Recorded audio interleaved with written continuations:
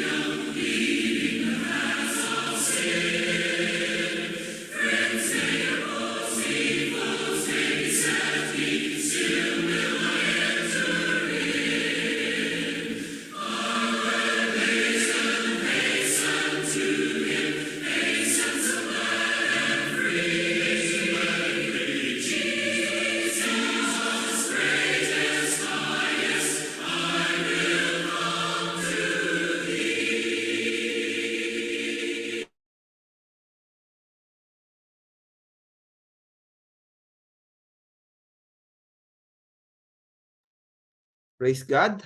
At before we sing our second song, ay buksan natin ating gawain sa panalangin sa oras na ito. Purihin ka, makong Diyos, sa inyong kabutihan, sa inyong katapatan muli, dahil pinagkaloob niyo ulit sa amin, Panginoon, ang bagong umaga. Nagpapasalamat kami na napakabuti niyo at patuloy na ang iyong biyaya ay umaapaw sa buhay ng iyong mga anak. Kaya ngayon, Panginoon, bilang Diyos na aming Panginoon ng araw na ito, na tinakda niyo muli ang araw na ito ay para sa inyo at sa iyo lamang, tulungan niyo muli aming puso at isipan, Panginoon, ay mag-focus lamang nawa sa inyo, Panginoon. Tulungan niyo kami sumamba sa inyo sa Espiritu at katotohanan at patawarin niyo kami sa aming mga nagawang kasalanan. Linisin niyo kami sa harapan, Panginoon, at sa tulong ng iyong banal na Espiritu ay tulungan niyo kami sa aming aralin. Gabayan niyo po aming tagapagturo ngayon. Sa tulong ng iyong banal na Espiritu ay bigyan niyo siya ng kalakasan, Panginoon, at karunungan. At ganoon din sa amin, Panginoon, maunawaan namin at tututunan namin ang iyong mga aralin namin pag-aaralan ngayon. Pangunahan niyo po aming gawain at tulungan niyo po aking makapatiran ng Panginoon sa aming Sunday School. Ito na aming sama-sama ang panalangin sa pangalan ni Jesus. Amen.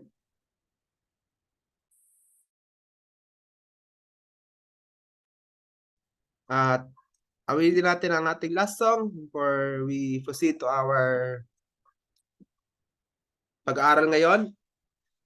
Let's sing Rescue the Perishing.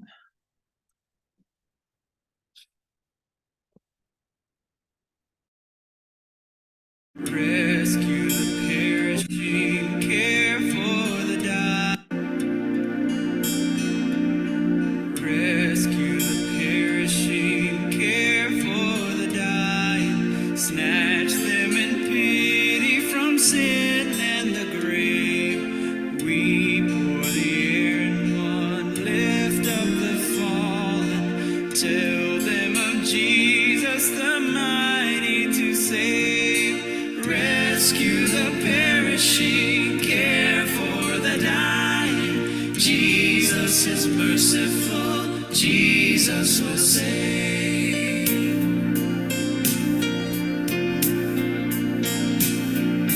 Though they are sliding hills, still he is waiting, waiting the penitent child to receive.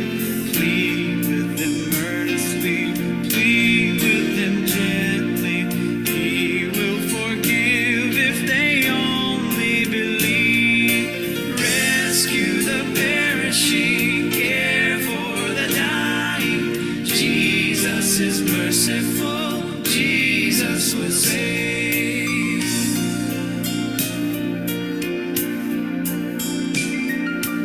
Down in the human heart, crushed by the tempter, feelings lie buried that grace can restore. Touched by a loving heart, wakened by kindness, chords that are broken will vibrate once more. Rescue the perishing, care for the dying. Jesus is merciful, Jesus will save.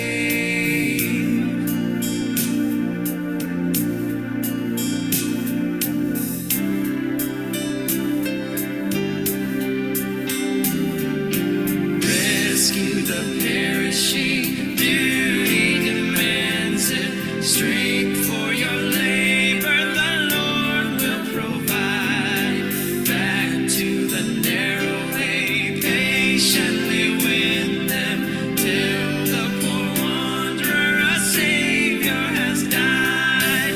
Rescue the perishing, care for the dying. Jesus is merciful, Jesus will save. Rescue the perishing, care for the dying. Jesus is merciful, Jesus will save.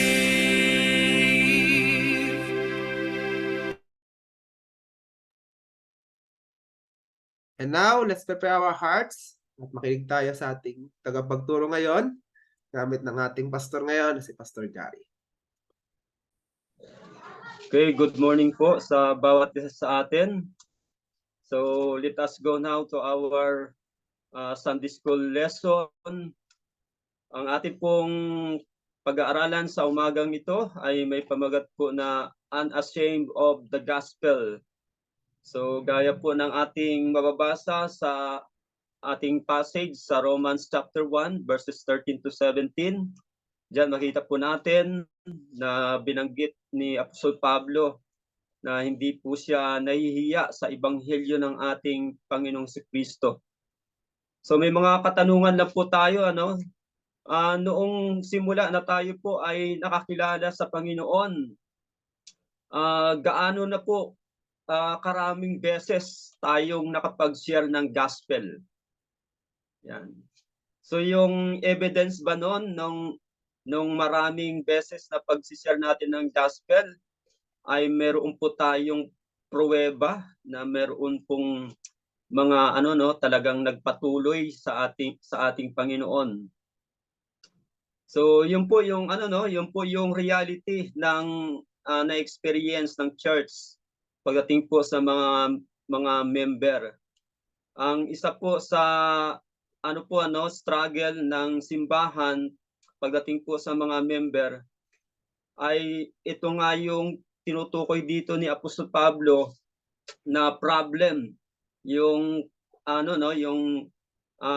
pagka hiya sa ebanghelyo ng ating Panginoon Kristo. So yung dami ng mga members sa church ay isang buhay na patutuo at matibay na ebidensya o malinaw na ebidensya na magsasabi kung ang ebanghelyo nga ng Panginoon ay hindi ikinahihiya ng mga miyembro ng mga Kristiyano. Okay? So kaya sa umagang ito, sa magitan ng aralin na ito, bakit ba kailangan na wag nating ikahiya ang ebanghelyo ng ating Panginoong Hesukristo? So ang ano natin dito, no, ang goal, ang aim natin ay manumbalik sa atin muli ang tapang, manumbalik sa atin muli ang confidence na atin pong ibahagi ang ebanghelyo ng ating Panginoong Hesukristo without shame, na wala pong pagkahiya. Okay?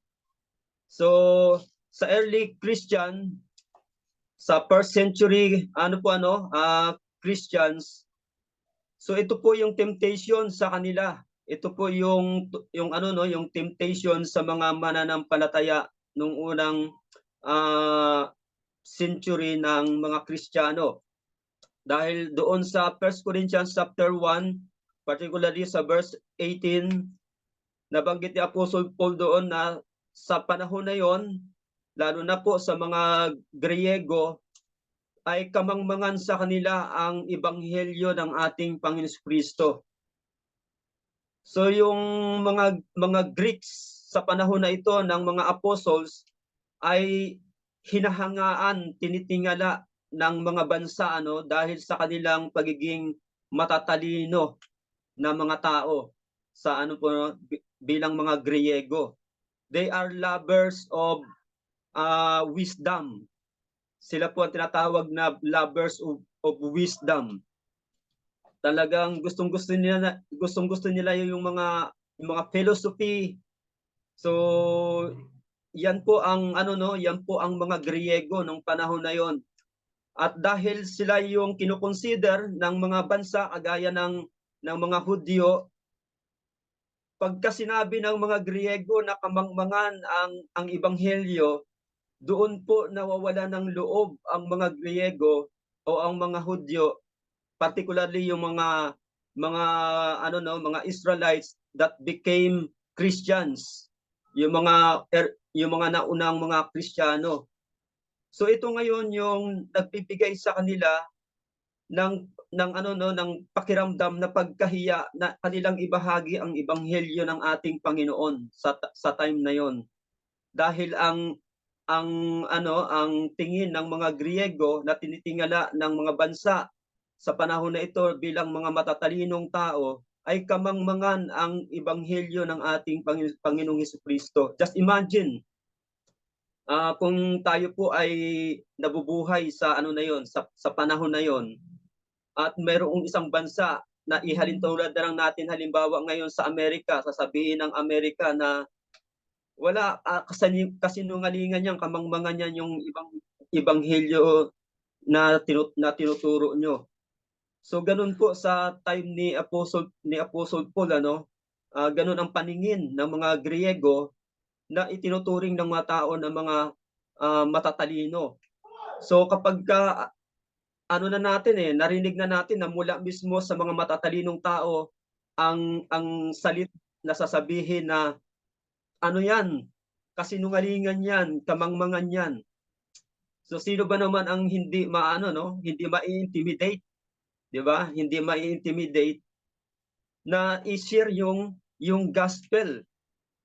So this is the situation of these believers. Ito po yung sitwasyon ng mga mananampalataya na ito. But then the gospel is not something to be ashamed. Okay? Ang ebanghelyo po ay hindi dapat ikahiya, but rather to be rejoiced in. Dapat ay atin pong ikagalak ito na ipamahagi, na ituro sa mga tao. Now, meron pong mga dito, mga katotohanan na kung saan ay dadalhin tayo ni Apostle Paul upang makita natin ito. So there are three parts that fit together. Okay, so yung una pong dito, ang una pong makikita natin dito sa verse 16, Paul's attitude towards the gospel. Okay, so yung yung attitude ni Apostol Pablo pagdating po sa ebanghelyo. Okay, sa verse 16, pakibuksan po natin at nais ko pong lingan si Sister Mian na pakibasa po ang Romans chapter 1 verse 16.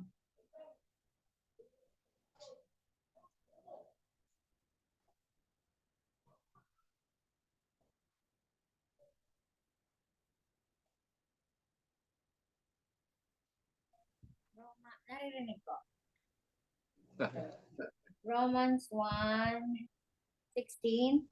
I am not ashamed of the gospel because it is the power of God for the salvation of everyone who believes, first for the Jews, then for the Gentiles. Okay, maraming salamat Sister Mian. So sa napakalinaw na natin narinig mula sa pagbasa ni Sister Mian sa verse 16 ng Romans chapter 1. So ano po yung makikita natin na attitude ni Apostol Pablo sa ebanghelyo ng ating Panginoon? Ate Banji. Yan. So ano po nabanggit diyan? Yan, ano natin? Pagsalitain natin si Ate Banji.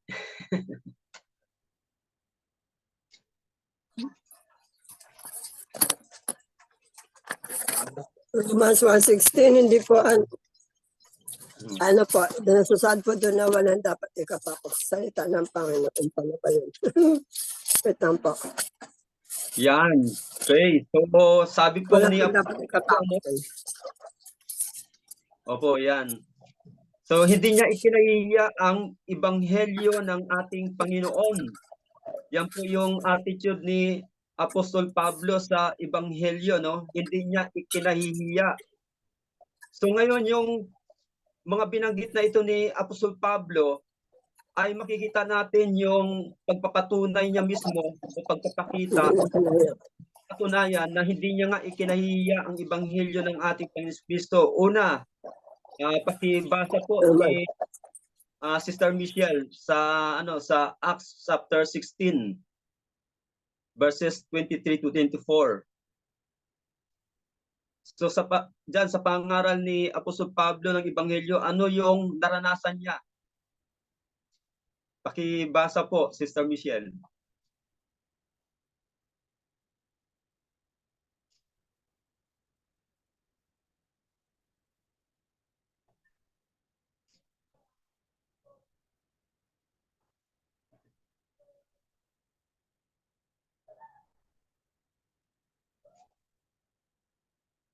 Acts chapter 16 verse 23 to 24.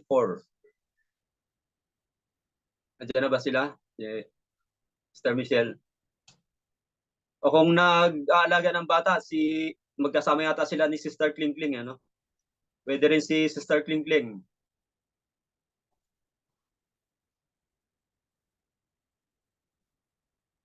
Wala pa akong dalang Bible.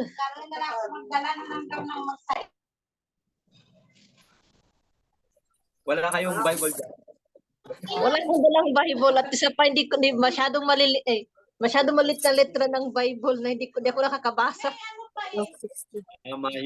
Mahirap nang basahin ni Sister Klingkling, ano. So ibig sabihin nangangailangan ng sponsor si Sister Klingkling na donate ng salamin. Acts 10:23-24 pasta. And when they had said many stripes upon them, he cast them into prison, charging the children to them safely. 24.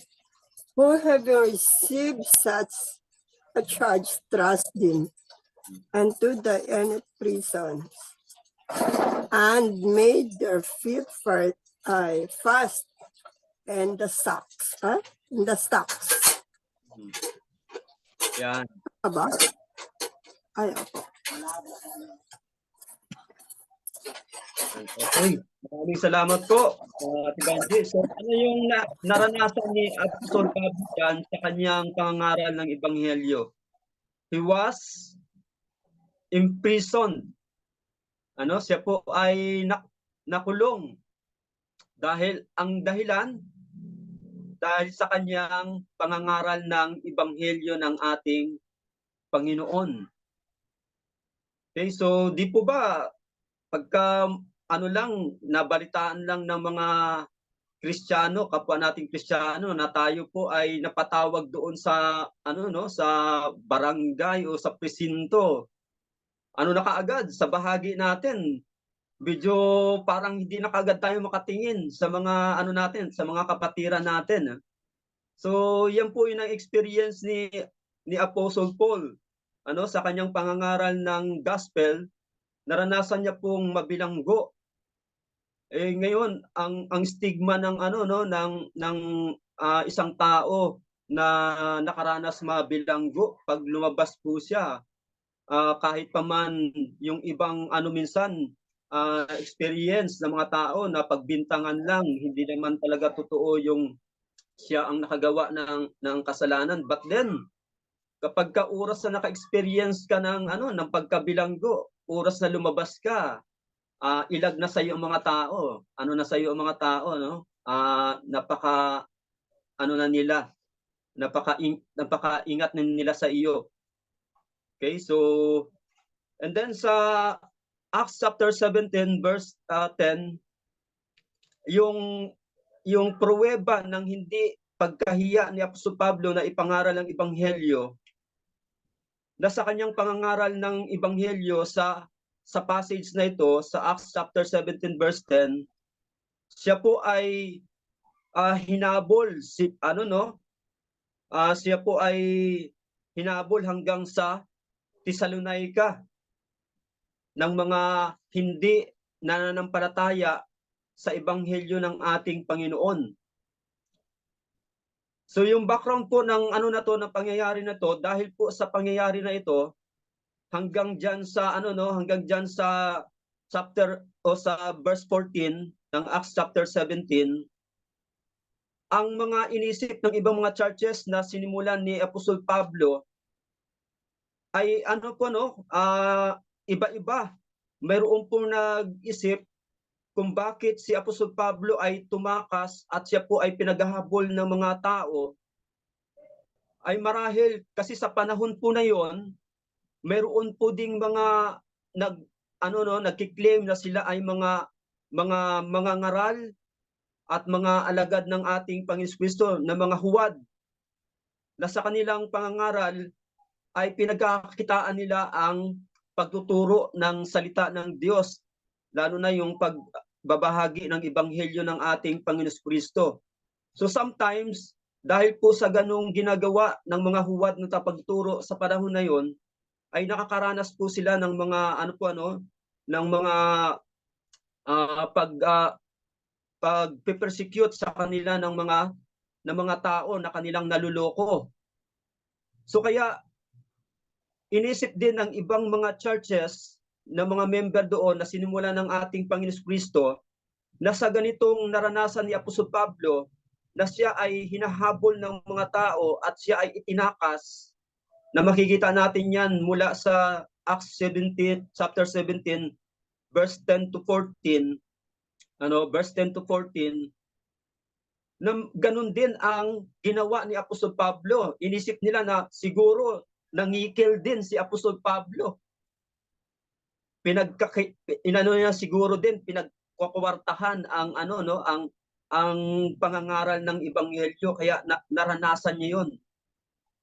So hindi nakaligtas si Apostol Pablo sa ganung mga malicious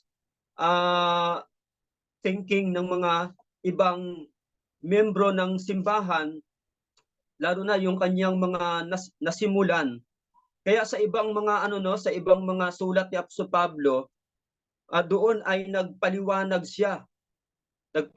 si Apostol Pablo kung ano ang talagang katotohanan, at nabanggit ni Apostol Pablo na sila ay malinis ang kanilang budhi sa kanilang pangangaral ng ebanghelyo ng ating Panginoong Hesukristo.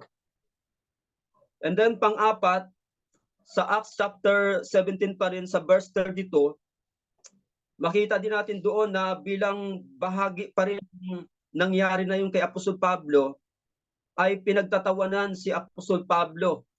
So from the back of the mind of these people na tumatawa, kinukutya si Apostol Pablo sa kanyang pangangaral ng Ebanghelyo, ay kagaya din siya ng iba pang mga huwad na tagapagturo na sa kanilang pagiging huwad na tagapagturo ay pinagkakakitaan nila ang pangangaral ng salita ng Diyos.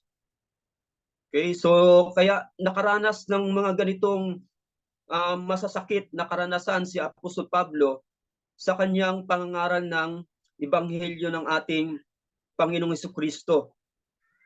And then sa 1 Corinthians chapter 1 sa verses 18 to 23, ano po yung isang experience diyan din ni Apostol Pablo na kung saan ay katunayan ng ng hindi talikod na bunga ng pagkahiya ni Apostol Pablo na ipangaral ang Ebanghelyo ng ating Panginoon Jesucristo. So buksan po natin at hilingan natin si Sister Shirley to read 1 Corinthians chapter 1 verses 18 to 23.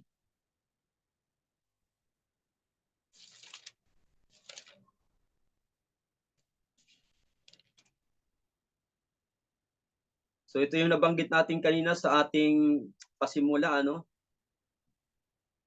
1 Corinthians chapter 1 verses 18 to 23. Pakibasa ni Sister Shirley. For the message of the cross is foolishness to those who are perishing, but to us who are being saved, it is the power of God. For it is written, I will destroy the wisdom of the wise, the intelligence of the intelligent I will frustrate. Where is the wise man? Where is the scholar? Where is the philosopher of this age? Has not God made foolish the wisdom of the world? For since in the wisdom of God, the world through its wisdom did not know him, God was pleased through the foolishness of what was preached to save those who believe. Jews demand miraculous signs, and Greeks look for wisdom. But we preach Christ crucified, a stumbling block to Jews and foolishness to Gentiles. Yan. Okay, maraming salamat, Sister Shirley. So dyan din, ano? So kaya ganun na lamang ang pagtatanggol ni Apostol Pablo at pagbibigay niya ng diin na yung katalinuhan ng sanlibutan na ito, ng mundo na ito, ay kamangmangan sa harapan ng Diyos, sapagkat ang mga, lalo na ang mga Griego sa panahon na ito, gaya ng nabanggit diyan sa verse 18, sa kanilang paningin, ang ebanghelyo ng ating Panginoon Kristo, na kung saan yun po yung ginawa ng ating Panginoon doon sa krus ng Kalbaryo, ay kamangmangan para sa kanila. So Apostle Paul, as preacher, as the one who shares the gospel sa panahon na ito, was regarded as a fool.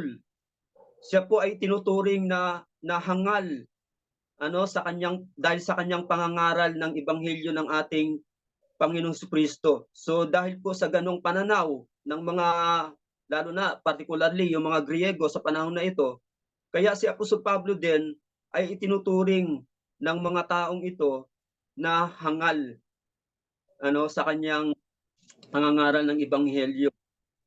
And then sa Acts chapter 14 verse 19, diyan makikita naman po natin that Apostle Paul came to a point that he was stoned. Siya po ay dumating sa punto na siya po ay pinagbabato dahil sa kanyang pangangaral ng ebanghelyo ng ating Panginoong Hesukristo. Ngayon, sa lahat ng ng patunay ng naranasan ni Apostol Pablo, subalit sinabi niya pa rin dito sa Romans chapter 1 verse 16 that he is not ashamed of the gospel. Ngayon sa ano natin sa ating pag dito kuha ng lesson mula sa naranasan ni Apostol Pablo. So ano po yung masasabi natin? Yan, simula tayo kay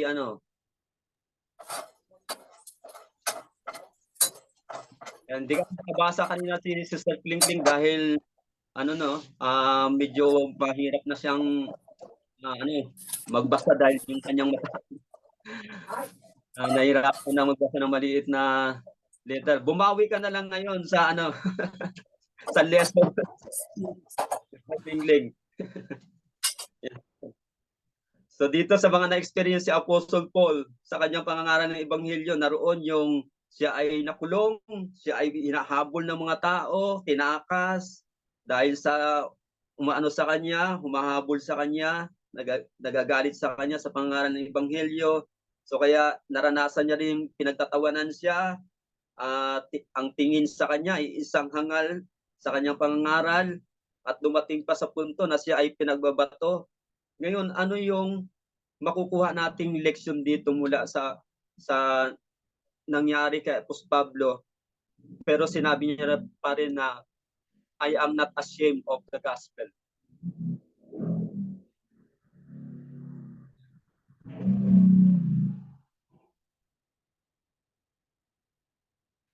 Sige, Sister Klingkling.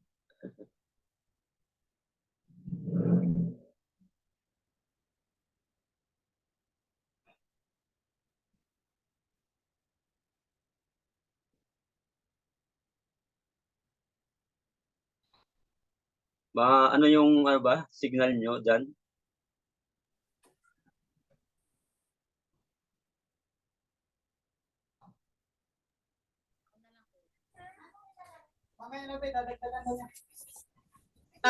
Para sa akin lang, kapag alam mo talaga na si Paul is talagang very zealous si Paul talaga para ipahayag yung gospel.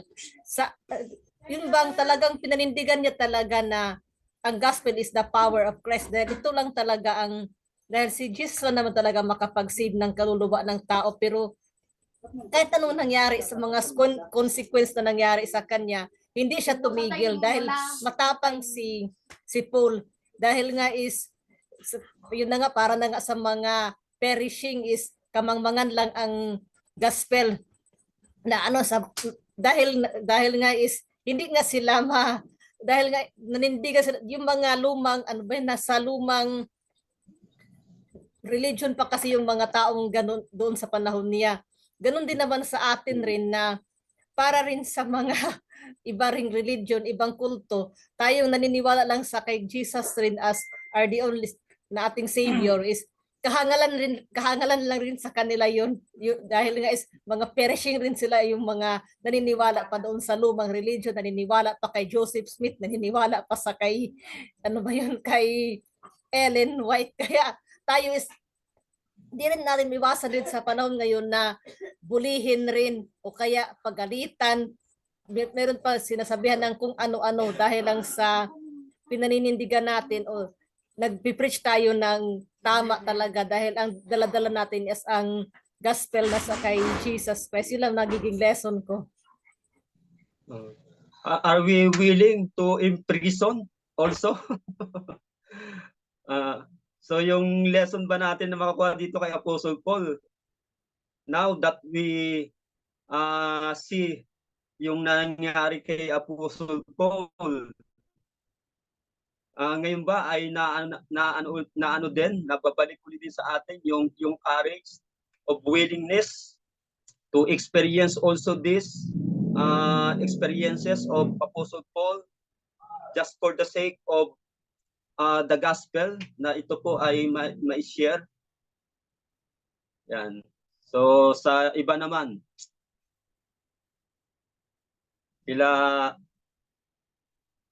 sino pa ba ang natin makasama?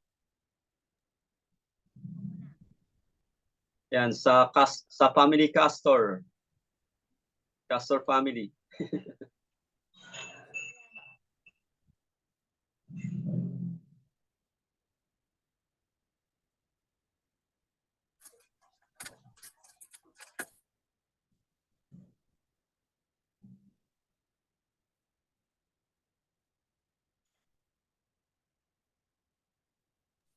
Good morning.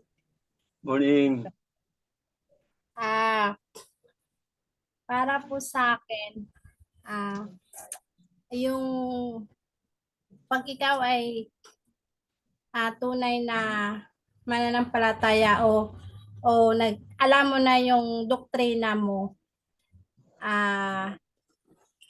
para sa akin ay ano yung tanong? Willing? Andang harapin ang mga Ah, trials. Mga Siyempre pwedeng po, mangyari. pag alam mo yung pananampalataya at saka doktrina mo, siyempre dapat mo ipaglaban yung pagka-Kristiyano kasi alam mo na yung tama at mali doon sa hindi ka na pwedeng madala doon sa mga lumang relihiyon na kahit anong kasi meron ka ng tanim na salita ng Panginoon sa puso mo. Kaya dapat yung kinalakihan mo, dapat wag mo nang sundin yung luma. Yun po. Kasi kung nakilala mo talaga ang Panginoon, dapat meron kang paninindigan. Yun nga ang sabi ko. Kahit kung may kaibigan ka na hindi Christian, kahit anong sabi sa'yo, kahit anong tawag niya, hikayat sa'yo na magpunta, alam mong mali yung ginagawa nila, dapat hindi mo na kailangan sundin kasi alam mo mali yun at alam mo may panindigan ka bilang isang Kristiyano kasi nga alam mo mali, bakit mo susundin? Ayun nga rin yung mga sinasabi ko na dapat meron kang pag ikaw ay isang Christian, kahit ano pang may kaibigan ka na hindi Christian, alam mo na yung ginagawa nila ay hindi tama, yun. Maging maano ka dun sa doktrina mo. Hindi ka magpapadala. Ayun. Kasi alam mo na yun bakit ka magpapadala? Kasi ngayon yun nga sinasabi ko rin kahit sa anak ko na ikaw alam mo na mali yan, dapat kahit anong hikayat ng kaibigan mo, huwag mong gawin. Kasi may doktrina ka na Pag mali, mali. Alam mo na yung katotohanan. Ayan lang po. Dapat meron tayong paninindigan na kasi nga, Christian na tayo. At hindi na natin dapat ibalik yung dati natin. Pero alam po nagkakamali pa rin tayo sa araw-araw. Ayun po. Okay. So maraming salamat, Sister Michelle. So yung sa ating panindigan kasama doon yung hindi dapat tayo natatalo ng ng mga ganitong mga takot na ma-imprison, na anuhin ng tao, kumbaga marami tayong marinig na mga lalait na mga tao gaya ng ni Apostol Pablo. So bilang nakakaalam ng katotohanan, lalo na yung ebanghelyo ng ating Panginoon Kristo, ay dapat andun pa rin yung pagpapatuloy gaya ni Apostol Pablo na hindi niya pa rin ikinahiya ang ebanghelyo ng ating Panginoong Hesukristo. Okay, so ang isa po sa sa maintindihan natin na dahilan kung bakit ganun po katapang si Apostol Pablo, yung tapang niya naman po, it is not because of the absence of of danger. Ang kanyang tapang, in spite of dangers, ay hindi niya pa rin ikinahiya ang ebanghelyo at kanya itong ibinabahagi pa rin. Siya po ay humahayo at nagbabahagi o nagsishare pa rin ng gospel sa mga tao. Makita po natin yan sa second part ng verse na ito. So yung pangalawa, yung Paul's reason why he is not ashamed of the gospel. So anong sabi po sa ikalawang bahagi ng ng verse, sa verse 16? So sabi rito ni Apostle Paul, I am not ashamed of the gospel, for it is the power of God for salvation to everyone who believes. Dahil sabi ni Apostol Pablo, ito ang kapangyarihan ng Diyos sa ikaliligtas ng sinuman na mananampalataya. Kaya hindi niya ikinahihiya ang ebanghelyo ng ating Panginoong Hesukristo. So atin pong titingnan diyan yung ano no, yung ibig sabihin ng power of God. So yung power of God, yung English word nito ay dynamite na mula po sa Greek ano. So kahit pa man sabi nga diyan sa 1 Corinthians chapter 1 verse 18 ay kamangmangan ito sa mga tao sa panahon ni Apostle Paul ang ebanghelyo ng ating Panginoon Jesucristo. Subalit sa ano po ano sa katotohanan na nahayag kay Apostol Pablo at ito din po yung nahayag sa atin na ito po ang kapangyarihan ng Diyos sa ikaliligtas ng sinumang mananampalataya. Kaya maintindihan natin si Apostol Pablo, hindi niya ikinahihiya ang ebanghelyo. At sa kanyang pagpapakita na hindi niya nga ikinahihiya ang ebanghelyo ng ating Panginoon Kristo, sukat na danasin niya yung mabilanggo na siya ay habulin ng mga tao, pagtangkaan ang kanyang buhay, pagtawanan siya, at ituring siya na hangal. At kahit pa man siya ay nakaranas ng ano no, ng bato sa kanya pong patuloy na ibinabahagi ang ebanghelyo ng ating Panginoon Kristo. Yan po ang kanyang pagpapatunay, pagpapakita na hindi niya ikinahihiya ang ebanghelyo ng ating Panginoon Kristo dahil sa ikalawang bahagi po dito ng verse 16, malinaw po nating bababasa diyan na sabi ni Apostol Pablo, it is the power of God for salvation to everyone who believes. Okay? So only God's power is able to overcome man's sinful nature and give him new life. So gaya po ng mabasa natin sa Romans chapter 5 verse 6, and then sa Romans 8:3, sa John 1:12, 1 Corinthians 1:18, sa John sa ano no sa Romans chapters 23 to 25. And then sa chapter 2 verses 1 to 4. So yan yung po yung mga verses na makita po natin ano na nagpapatunay na ito yung kaparaanan, ito yung kapangyarihan na kung saan ay mag-overcome, mapagtagumpayan ang ano no makasalanang kalikasan ng tao at magbibigay sa kanya ng bagong buhay.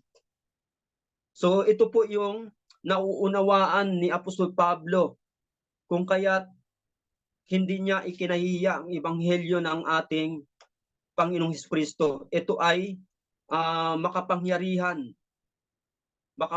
na in the sense na ang sinumang pong alipin ng kasalanan sa magitan ng kapangyarihan ng ebanghelyo, sila po ay mapapalaya at mabibigyan po ng bagong buhay. Okay, and then mapapansin natin diyan yung word na salvation. So yung salvation used 5 times in the book of Romans. And then yung verb po nito occurs 8 times. So this keyword basically means deliverance or rescue. Deliverance or rescue. Now, the power of the gospel delivers people from what or where? So una doon sa Matthew chapter 18 verse 11, from lostness, mula sa kanilang pagkaligaw, sa kanilang pagkawala sa Panginoon. So yung yung mga Kristiyano, yung mga pinili ng ating Panginoon ay hinalintulad sa mga tupa at bilang bilang mga mananampalataya gaya po ng mga tupa na tayo din po ay mga naligaw. But then through the power of the gospel of the Lord Jesus Christ, yung mga nawala ay maaari pong maibalik sa magitan ng ebanghelyo ng ating Panginoong Jesucristo. Kaya kung maalala po natin yung Romans chapter 10, sabi doon ni Apostle Paul, paano silang mananampalataya kung hindi ipangangaral ang ebanghelyo? Paano ipangangaral kung walang kung walang hahayo? Yan. So dahil napakahalaga po na na dalhin ang ebanghelyo upang sa pagiging makapangyarihan nito, ang mga nawala sa ating Panginoon, mula sa ating Panginoon, ay maibabalik. Okay? And then the power of the gospel delivers people, secondly, from the wrath of God, mula sa puot ng Diyos. So sa Psalm chapter naalala ko sa Psalm chapter 7 verse 11, every day God is ang Diyos ay nagagalit sa makasalanan araw-araw, galit sa kasalanan, sa mga makasalanan araw-araw ang Diyos.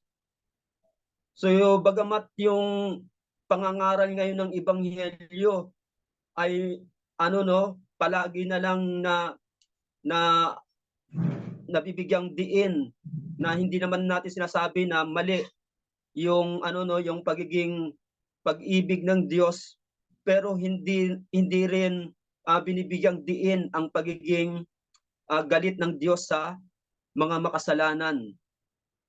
So let us also remember na ang isang makasalanan din ay maaaring maligtas mula sa puot ng Diyos.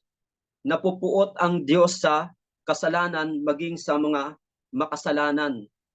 So tayo, minsan naku-confuse tayo doon sa sa sinasabi ng ibang preacher, that God hates the sin, not the sinner. Wrong po 'yun. Wrong perception. Hindi lang po ang kasalanan ang tinatapon ng Diyos doon sa impyerno, kundi yung makasalanan mismo. Okay, yung makasalanan mismo ang tinatapon ng Diyos doon sa impyerno. So ang Diyos ay galit sa kasalanan at galit sa mga makasalanan. At sila ay maaaring maligtas mula sa puot ng Diyos sa magitan ng kapangyarihan ng ebanghelyo. And then pangatlo, the power of the gospel delivers people from willful spiritual ignorance. So gaya po ng mababasa natin sa Hosea chapter 4 verse 6 and 2 Thessalonians chapter 1 verse 8. Okay? So ang mga tao na hindi pa nakakarinig ng ebanghelyo ng ating Panginoon Kristo at hindi pa nananampalataya sa ating Panginoon, they are ignorant of willful spiritual, they have willful spiritual ignorance. Sila po ay nakakaranas ng pagbabaliwala doon sa, ayun nga yung sabi ni Apostle Paul sa 1 Corinthians chapter 1 verse 18, na for them the spiritual things are foolishness to them. Kamangmangan sa kanila ang mga spiritual na mga bagay. So yan po yung yung mga tao na nasa kasalanan pa. But then through the power of the gospel, they will be delivered. Sila po ay maaaring maligtas, mapalaya mula sa willful spiritual ignorance. And then pang-apat, the power of the gospel delivers from evil self-indulgence. Mula po sa patuloy na pag-indulge o yung bigay, nagig-give in sila doon sa mga makamundo at makalaman na mga pamumuhay o mga gawain. So yung tao bilang nahulog sa kasalanan, ang nature ngayon ng tao ay gustong-gusto yung kasalanan kahit ito ay nagpapahirap na sa kanila, nagbibigay na sa kanila ng kahirapan, ng sakit. Subalit dahil po sa pagiging makasalanan ay nagpapatuloy pa rin sila doon. Ano? Yun din po ang sinasabi ng Biblia na yung pagiging alipin ng kasalanan. Pagiging alipin ng kasalanan. But then through the power of the gospel, people will be delivered from evil self-indulgence. Then yung panglima, the power of the gospel delivers people from the darkness of false religion. Gaya ng nabanggit na Apostle Paul sa Colossians chapter 1 verse 13. At nabanggit din po ni Apostle Peter sa 1 Peter chapter 2 verse 9. So ang pinupuntahan at ang relihiyon na meron ang mga tao na kung saan ay hindi pa nakakilala sa ating Panginoong Kristo at bilang nasa likas ng kasalanan, ang kanila pong karaniwan na tinutunguhan at yung relihiyon na meron sila ay yung false religion. But then through the power of the gospel, when they will hear the gospel of the Lord Jesus Christ, they will be delivered from the darkness of false religion. Dahil ito po yung kapangyarihan ng Ebanghelyo. The gospel of the Lord Jesus Christ is able to deliver people from the darkness of false religion. And then yung pang-anim, the power of the gospel delivers people or rescues people from the ultimate penalty of their sin. Ano yung ultimate penalty na yon? Yung eternal separation from God and eternal punishment. Yung walang hanggang pagkahiwalay sa Diyos at walang katapusan na paghihirap doon sa kaparusahan sa apoy ng impyerno. Okay, so these are the truths that Apostle Paul understand. Ito po yung mga katotohanan na nauunawaan ni Apostle Paul. Ngayon, in application sa atin, if we are truly understand these truths, kung talagang tunay nating naunawaan ang mga katotohanan na ito, magkakaroon po talaga tayo ng katapangan upang ibahagi ang ebanghelyo ng ating Panginoon Jesucristo. Okay? But then minsan po sa gaya po ng ating mapansin sa ating mga sarili, we explain away on how we should learn from the lesson of Apostle Paul, kung paano tayo dapat matuto sa sa buhay ni Apostle Paul sa kanya pong pagiging matapang sa pangangaral ng ebanghelyo, kung saan-saan po tayo napupunta.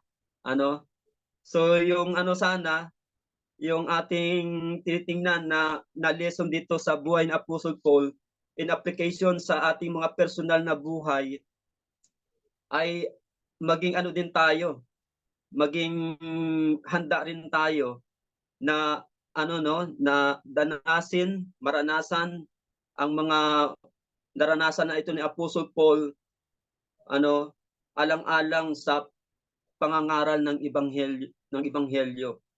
So one of the consequences of failing to do the ministry of sharing the gospel to people ay yung simbahan. Ang simbahan ay nagsasuffer in the sense na gaya po ng mga practical mga practical ano po na mga naranasan ng mga simbahan. So when it comes to ano no, when it comes to growth pagdating po sa paglago, so hindi talaga lumalago ang mga simbahan dahil po sa consequence ng pag-fail na na ibahagi ang ebanghelyo ng ating Panginoong Hesukristo. Okay, na ibahagi ang ebanghelyo ng ating Kristo. Ako bilang pastor, ang isa sa naobserbahan ko na na mga consequences sa loob ng church when the church and the members are failed to ay hindi nakakaganap sa sa pagsunod sa kalooban ng Panginoon na humayo at ipangaral ang ebanghelyo. Yung yung mga member ay hindi dumadami at dahil sa iilan lang pagdating ngayon sa sa mga activities na ito na every time naman na magkaroon tayo ng activities ay kinakailangan talaga doon yung karaniwan, yung financial. Ngayon pagdating sa pag-ambag-ambag sa pagtulong-tulong na financial, nabibigatan karaniwan ang iilan lang na member sa loob ng simbahan. And that's because that's now the consequence.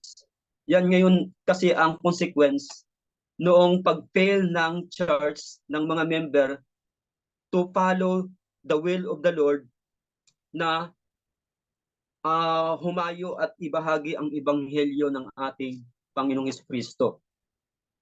Okay? But then kung ang ating pong struggle ay sa mga kung ano-ano mga kadahilanan na hindi natin minsan ma-pinpoint kung ano ba talaga ang dahilan kung bakit nahihiya tayong ibahagi ang ebanghelyo ng ating Panginoong Kristo, then forget about those reasons. Ang ating ngayong pupukusan at titingnan ay yung binanggit dito ni Apostol Pablo.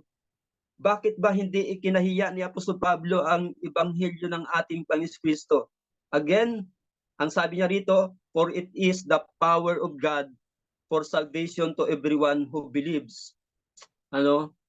Yung power po nito ay kung saan ang ang mga makasalanan, ang mga nawala sa ating Panginoon, ang mga nangaliligaw ay maaari pong maligtas. Ang power po nito, ang isa pong makasalanan na kinapupuutan ng Diyos ay maaari pong maligtas mula sa puot ng Diyos. Ang isa pong makasalanan na kung saan ay ignorant doon sa spiritual na mga bagay na kung saan yun ang mahalaga sa tao ay maliligtas. So mahalaga na ibahagi ang ebanghelyo ng ating Panginoong Kristo dahil ito ay may kapangyarihan na ang mga tao na nasa kadiliman dahil sa kasalanan, dahil sa kanilang pagkaalipin sa kasalanan ay maaari pong maligtas at mula sa kadiliman ay madala doon sa liwanag. And ultimately, ang isang makasalanan ay maaari pong maligtas mula sa walang hanggang paghihirap doon sa kaparusahan sa apoy ng impyerno. Okay, so yan po yung dito nakita at naintindihan ni Apostol Pablo na nais po ng ating Panginoon na minsan pa ay atin pong makita rin at atin din pong maintindihan. Okay, so medyo tayo Baka ano kasi, baka may emergency na naman sa susunod para meron pa akong maituro. Siguro diyan tayo pansamantala munang magtatapos. Pero bago tayo magtapos, meron po kayong mga meron kayong mga gustong itanong o idagdag diyan sa ating pinag-aralan?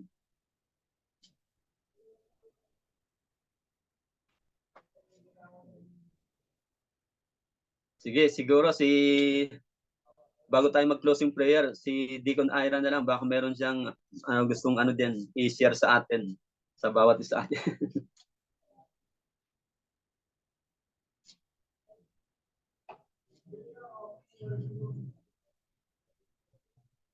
Ano ba? Sige, lahat na lang tayo. Let's share our lesson learned, ha? Lahat tayo, ha? Lessons Yeah, learned. habang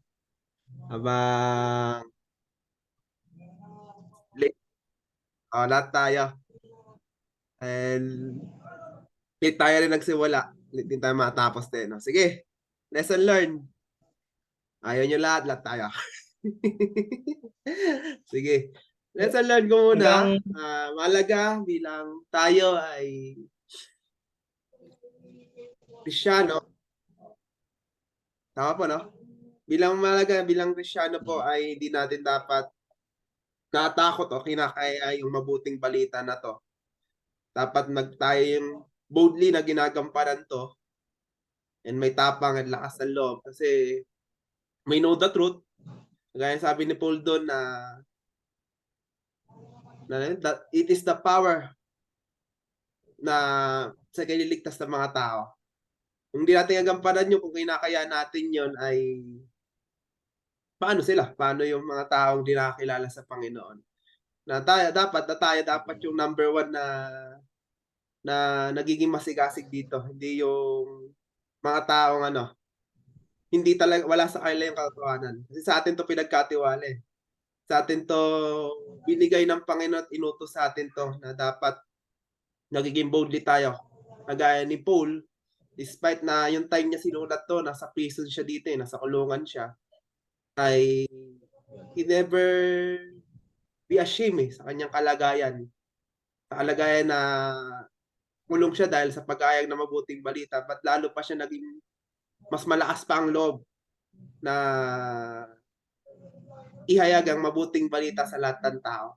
Tayo, hindi pa naman tayo nakukulong eh. Hindi pa naman tayo, wala pa tayo sa kalagayan ni Paul. Wala pa tayo sa kalagayan ng mga anampalataya dati. But, nahihiya lang tayo dahil ayaw nating, yung number 1 yun, rejection. Rejection and pagtawadan ka. Diba ba? Asarin ka. Maraming yung mga nagiging dahilan lang na napaka-minor lang isa sa mga dating pinagdadaan ng mga manampalataya dati. Even sa mga naghahayag din ng mabuting balita sa ibang bansa na delikado, sila doon, parang ihayag mabuting balita, kailangan nilang mag-ingat, kailangan nilang magtago. But they never, di sila na ihayag mabuting balita. Kailangan lang nila mag-ingat kasi talagang be wise naman doon. Tuturo din ng Panginoon na maging wise ka rin. Alam mo may ganun na, but you need to be wise na paano mo ihayag ang mabuting balita. Yun yung pinaka-lesson learned doon na dapat we have the Holy Spirit. Kailangan natin to submit through His will. Yun lang. Sige. Sino mauuna? Yan. Nauna na ako. Sino yung pangalawa? Wala. Sino yung pangalawa? Sino yung pangalawa? Na mag-share na Ayun ang pangalawa. Pangatlo. Sino ang pangatlo? Ayan na, yung pangatlo.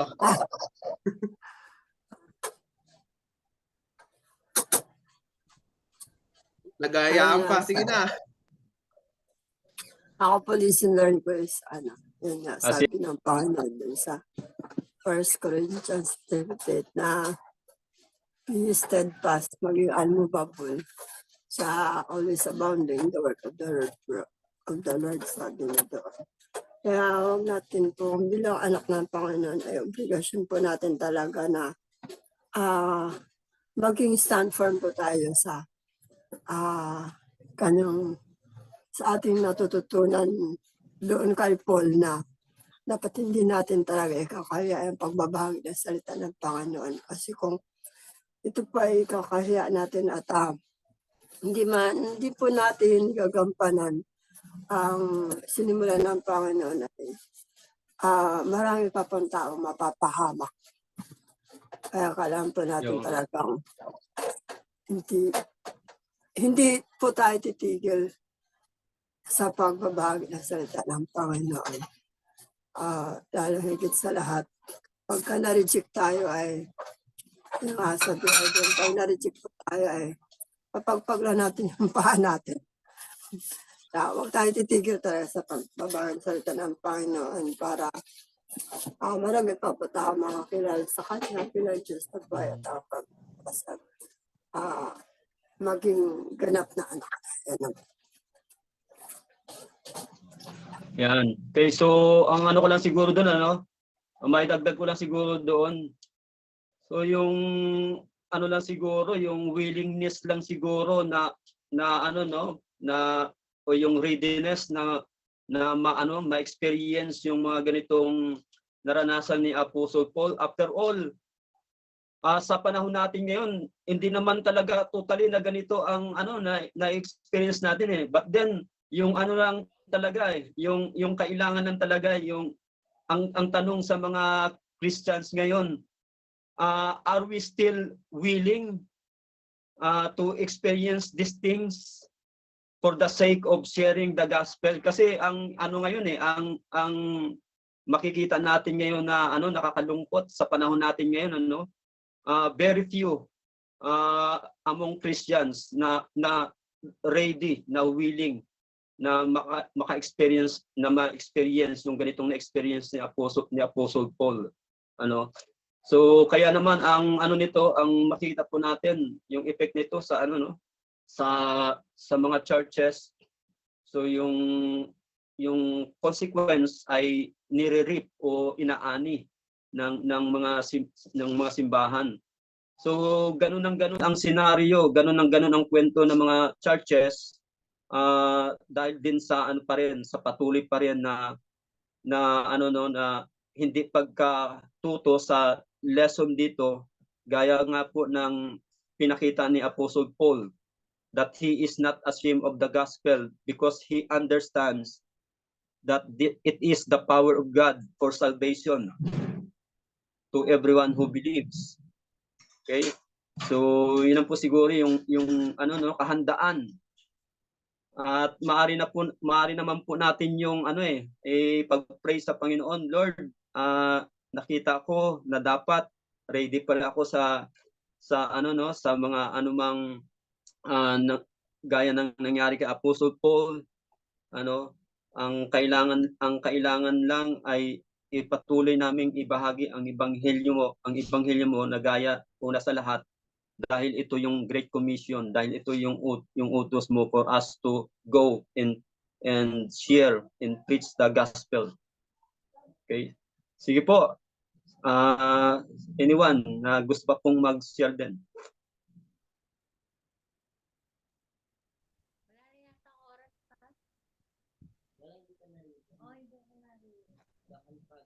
Yung pang-apat. Naririnig po ako. Yan. Medyo mahina ng konti. Wala kang boses, Temian. Ay, Yan. nalala ako. Mahina. Lapit ka konti. Ayun. Ay, lagi ko nga sinasabi. Lapit ka. Hindi pa rin naririnig. Okay. Yun nga, yun lagi kong sinasabi. Sa akin kasi yung kalaban ko yung sarili ko lang. Parang yung based lang sa aking experience. Lagi kong unang-una yan, yung fear of rejection. Pero kahit pa paano naman, nung nag-share naman ng gospel, kahit pa paano, napagtatagumpayan na yun. Yun lang kasi sarili talaga. Kasi nandiyan na yung Holy Spirit, yung power natin to share. Pero yung sarili talaga natin, yung ayaw makipag cooperate. Kasi andyan na lahat eh. Napag-aralan mo na, na-equip ka na. Ikaw na lang, ikaw yung sarili mo na lang yung pinaka hindi kumikilos. Kasi kagaya sa akin nga lang din, sa pakiramdam ko naman, napag-aralan na namin lahat. Pero, bakit ayaw mong lumabas? Bakit, di ba? Andiyan na sa iyo yung power ng Holy Spirit. Ina-guide ka na niya. Di ba? Ano yung, kumbaga, hindi nakasalanan ng Panginoon. Kumbaga, nasa sa atin na talaga. Yun nga, hindi pa natin na-experience yun yung na-experience ni Paul. Sa atin pa lang yung parang nung nag-share kasi kami, meron kami na-experience na pinagsarahan kami ng pinto. Yung parang yung galit mo agad, sobra-sobra. Yung parang sabi mo, naalala ko si Michael nung sabi niya, hayaan mo na, Timmy, hindi naman mukhang kalangit-langit yan. Yung parang ganun. Tapos sinasabi ni Pastor, hindi natin, wala sa kakayanan natin yung magligtas. Ang ano lang natin is to share the word of God. Yun po. Thank you. Maraming salamat, Sister Mian.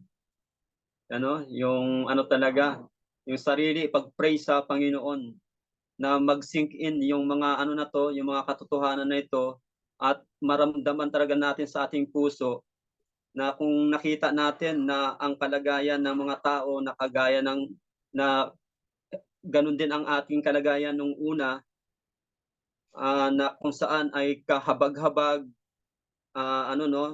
yung kanilang kapahamakan na naghihintay sa kanila, ay maramdaman talaga natin yung compassion sa kanila. So yun ang kailangan nating talaga, ipanalangin, yung maramdaman talaga natin yun, na talagang yun ang mag-ano sa atin, yun ang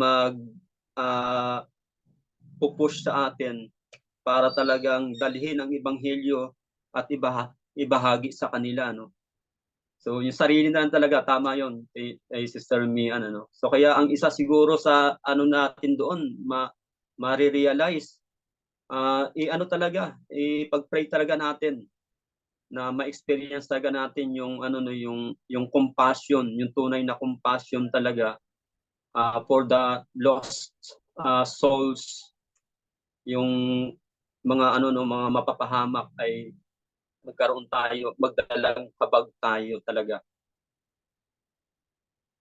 Okay? So meron po ba?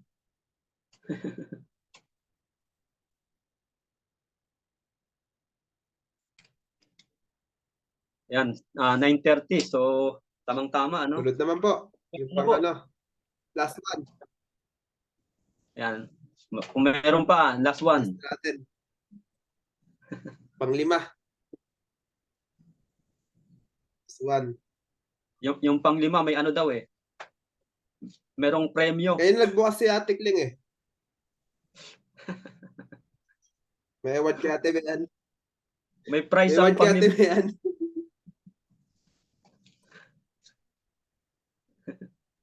Last one sa langit. Panguli, may prize.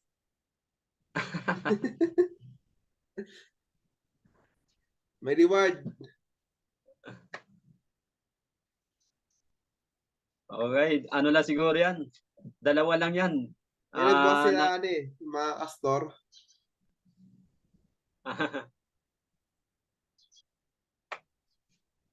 Sige, mukhang Naintindihan, Intindi. siguro. Or hindi talaga naintindihan. Sige, satisfied na siguro sa natin, sa mga na-discuss natin. Sige po, hindi tayo siguro magtatagal para meron pa tayong time para magkaroon muna ng oras para CR. Tayo po ay siguro magwakas sa panalangin sa ating Sunday School sa umaga pong ito. Let us pray. Manalangin po tayo. Panginoon naming Diyos, banal na makapangyarihan sa lahat, maraming salamat Panginoon sa iyo pong pagsama at pangunguna sa aming pong Sunday School sa umaga pong ito. Salamat, Panginoon, sa patuloy mo pong persuade sa amin, Panginoon, sa patuloy mo pong pagbibigay sa amin ng challenge, Panginoon, na gaya po ni Apostle Paul ay hindi niya ikinahiya ang ebanghelyo sapagkat nakita niya at naintindihan ng malinaw, Panginoon, na ito po ang kapangyarihan mo para sa ikaliligtas ng bawat sasampalataya, Panginoon. There is no other way, even our companionships, good companionships, yung aming pong mabuting pakikisama sa aming kapwa, hindi po yun makakapagligtas sa aming mga mahal sa buhay na hindi pa nakakilala sa Panginoon. Hindi yun makakapagligtas sa kanila, sa aming mga best friends, sa aming mga kaibigan, mga kapitbahay, mga katrabaho, sa aming mga kamag-anak, Panginoon. Ang tangi pong itinuro ng banal na kasulatan na makapangyarihan upang makapagligtas sa isang makasalanan na wala pa kay Kristo ay ang ebanghelyo ng aming Panginoon Kristo. Na ang nilalaman ng ebanghelyo na ito, papaanong ang Panginoong Hesus ay nagdusa at nagtiis ng kahirapan at namatay doon sa krus ng Kalbaryo, inilibing at muling nabuhay upang mapagtagumpayan ang napaka bigat na problema ng tao, ang kasalanan na ang kabayaran nito ay kamatayan. Dalangin po namin, Panginoon, na tulungan mo po din kami na tunay po naming maramdaman, O Diyos, ang pagkaawa, ang pagmamalasakit, ang pagmamahal, Panginoon, sa mga kaluluwa na dati ay kabilang kami doon, Panginoon, na mapapahamak sana, Panginoon, sa walang hanggang paghihirap bilang kaparusahan ng kasalanan doon sa apoy ng impyerno.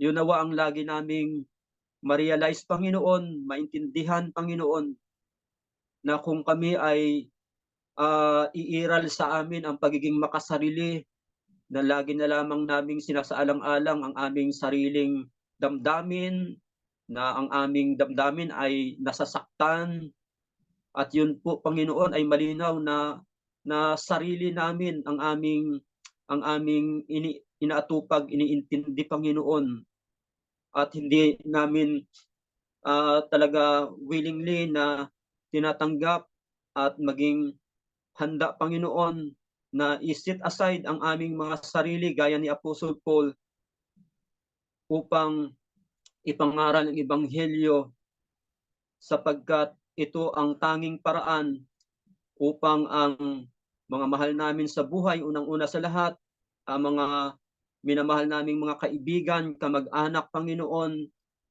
na wala pa kay Kristo, na mapapahamak, Panginoon, ay maaari pong maligtas sa magitan ng aming pagbabahagi ng ebanghelyo. Kung kami po ay tunay na nagmamahal sa kanila, nagmamalasakit sa kanila, Panginoon, ito po ang magtutulak sa amin, ito po ang magdadala sa amin, Panginoon, upang ibahagi, upang patuloy na dalhin at ibahagi ang ebanghelyo ng aming Panginoon Kristo, ang mag-share kami patuloy ng gospel sa mga tao na ito, Panginoon, na unang-una sa lahat, yung mga mahal namin sa buhay, mga kamag-anak namin, mga minamahal naming kaibigan, Panginoon, na alam po naming hindi pa mga mananampalataya, at dahil dito ay maaari pa silang mapahamak anumang oras na bawian sila ng kanilang buhay, Panginoon.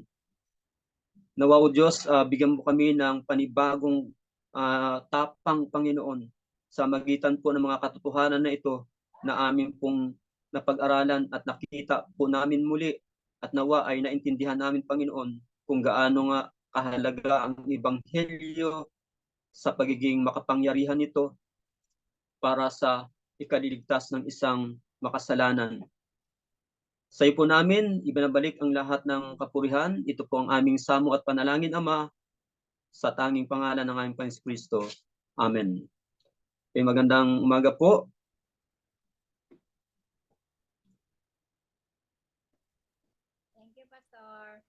Gini ba?